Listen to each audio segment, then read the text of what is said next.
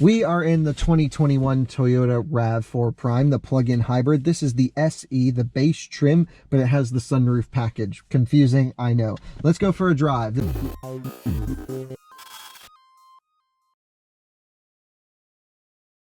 This one has 5,200 miles on it. Start button, things come to life. Graphics are moving. It's a RAV4, so they show pyramids on the screen to make it look off-roady. I don't know. We're just going to drive it in key up settings. Well, I don't really know how it's set. It says it's in EV mode in EV. So we have about a 80 or 70% charge on our electric battery pack right now. In EV mode, it should, yeah, it's good. Now, the interesting thing is when you drive this car in EV mode, it's only rear wheel drive.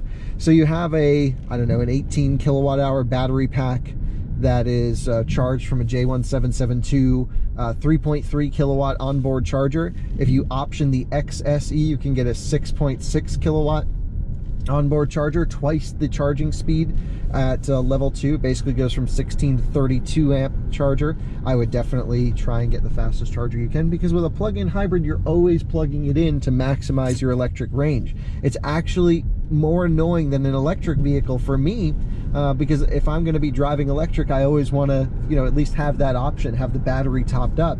And with a full EV, I can drive all day, all week. I never plug it in. With one of these, it's like, oh, I'm at the restaurant, there's a charger, let me go plug it in so I can get home on electricity. And so for many people, this is a less of a stress of worrying about range anxiety, but for me, it's just more of a charging hassle because I like to optimize. Let's get the AC going. 68 to 70 degrees. Automatic. It says maintenance required. That's silly.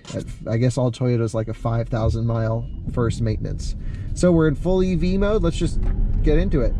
Wow, that's quick. The gas engine isn't even on. I'm wide open and it's just running to 60 miles an hour with no gas, with no internal combustion. That's probably one of the quickest electric mode hybrids I have driven. Maybe the Polestar 1 is the only other plug-in hybrid that has that kind of performance without being plugged in. That's impressive. Way more impressive than some of the Volvo products that I've been recently testing, like V60 Polestar. This only gives you limited acceleration on electric. This thing, it's fast. Like, what more would you need?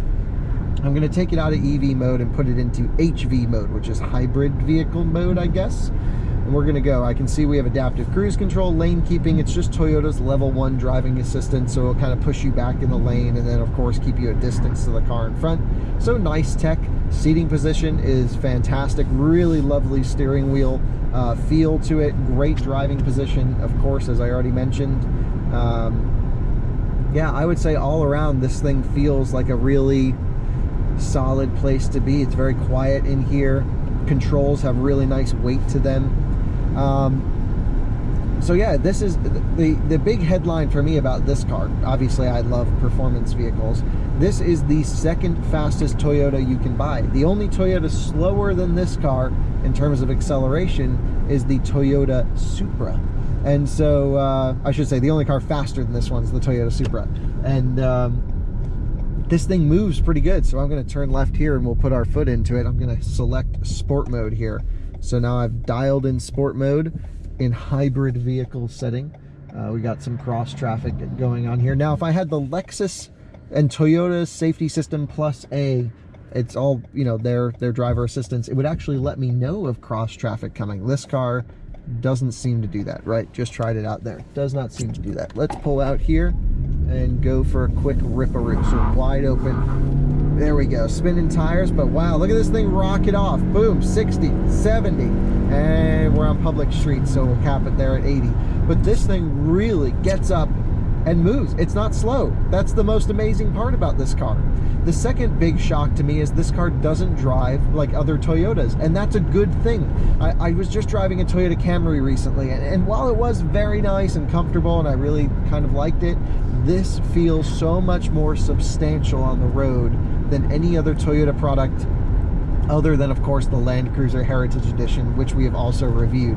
And I like this car because you can do all of your daily driving. It's 42 miles EPA range rated for electric only. So you can go from home to your work charge up at work, and then go back home all electric. Or if it's close enough, you might never even use your gas tank. The owner of this vehicle said his first tank of gas lasted him over 1,500 miles without filling up, and he covers big distance. He said that was still with a lot of highway, not optimizing the trip. And that becomes interesting. I always struggle with plug-in hybrids, because is it the best of both worlds, or is it the worst of both worlds? Basically, the way you look at it is, are you getting an electric vehicle with a range extend, you don't have any range anxiety, or are you losing out on the true performance of an electric vehicle, and you're just carrying around all this extra weight and you have limited range?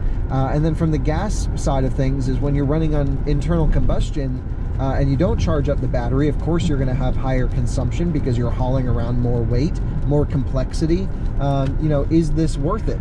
And that's a tough question. I think in this car, it definitely brings it more towards the best of both worlds, because you actually get significant electric range, which is really nice. You also get 2,500 pounds towing capacity, and it's all-wheel drive. So you kind of get everything you want out of a vehicle.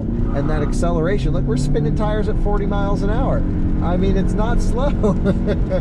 It actually moves. And I think I'm going to select EV mode now. So now we're locked back in electric. And in this mode, it really does drive like a full electric car.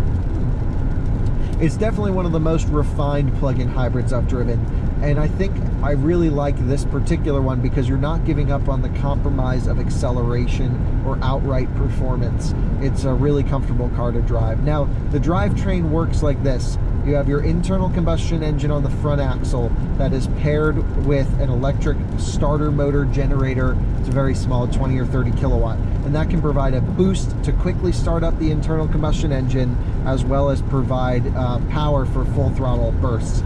That electric motor also charges up the high voltage battery if I push and hold this charge hold button. And by charge hold, it can hold the state of charge of the battery pack, so when I get into the city, I can use the rest of the energy. I don't know if this does predictive calibration. Like the Volvo products that I've been spending time with will actually optimize when to use the electric motor or the gas engine based on the pre-selected navigation route, so you get the most amount of efficiency on the whole route. I bet this does that. I'm just not sure. If it does, let us know in the comments. But if I have the charge mode selected, it will then just run the internal combustion engine, use that generator to charge up the high voltage battery all the way up to 100%. Great if you're, again, heading into a metropolitan area, you're low on charge, and you want to be able to drive around all electric. That's pretty cool. Handling on this car is pretty good as well. Again, I had this car on track just now, and while it is very much front wheel drive biased and it does have trouble putting the power down in the wet, it is very well thought out, it is very balanced, and it feels very under stressed. Very much you know, just like every Toyota. It's not crazy exciting, but you know it's going to last. It feels under stressed. It feels like there's nothing you can do to this car that's going to hurt it. And I think that's kind of cool. You also have other settings in this one, being all-wheel drive. You have a trail setting, and what this does is it forces the electric motor in the rear to stay on, so it's permanent all-wheel drive. And so even if you have no battery pack left, battery charge left, it will run that little generator enough so that you can have extra bursts of power on that rear axle for consistent all-wheel drive in inclement regions. So if you live in Colorado and you're worried about climbing a mountain pass and your battery's dead, don't worry, Toyota's thought about that. They'll compensate by making sure you always have enough battery power to run the rear axle if needed. And we're nearing the end of our quick drive in the RAV4 EV, or sorry, this is the RAV4 PHEV. I actually just had the opportunity to drive the RAV4 EV from 2013, the Tesla built one, and what a cool experience that was. Has Toyota advanced with this vehicle because it's not full electric, it's plug-in hybrid, or have they gone back in time? And I would say I really wish they continued with the electric crossover thing. I think, you know, we're seeing a huge market open up there, such as Mustang Mach-E, XC40 Recharge, Hyundai Kona, Kia Niro. This is the hot segment. If Toyota had just stuck with building the RAV4 EV generation after generation, honing the skills, making it a really compelling EV at a reasonable cost, that would have been the car to have. Into park, door locks have opened up, and I have to say I come away very impressed by the RAV4 Prime. The price is on point, $38,000 before tax credits. The XSE, the nicer one's about $42,000, $43,000, and it has that faster onboard charger. That may be the one to go with, but this car drives great. I don't mind the cloth interior much at all, and it seems to be pretty well contented in terms of options.